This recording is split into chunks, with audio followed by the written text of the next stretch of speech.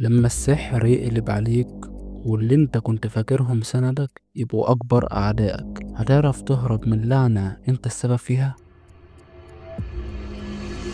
الفيلم بيتكلم عن واحدة بتروح للدجال عشان يجوزها من ابن عمها، بس الدجال بيحذرها ان العلاقة بتاعتهم ديت هتجيب لها الشر. وفي الوقت نفسه بتظهر احداث تأثير السحر اللي عملته بمساعدة الدجال باستخدام شعر ودم من عيلة ابن عمها، وبتتسبب التعويذات في سلسلة من الكوابيس والاحداث المرعبة، منها موت الام العجوز وافعال غريبة بتحصل في البيت كله. في النهاية بيكتشف ان الطفلة نفسها هي اللي الجن متلبسها بسبب السحر الخطأ، وان هي كانت ورا الاحداث المأساوية دي كلها. هنا بيحاول الاب بمساعدة الشيخ ان هو يطرد الجن ده وينهي اللعنة، بس ده بيؤدي لمواجهة عنيفة جدا مع الجن. وفي النهاية بيتسأل أسئلة كتيرة عن مصير العيلة ديت، تأثير السحر عليهم. ولو عاوز تعرف القصة كاملة وإيه اللي حصل للعيلة دي كلها، تقدر تشوف الفيديو على القناة أو هتلاقي اللينك تحت في الكومنتات. سلام.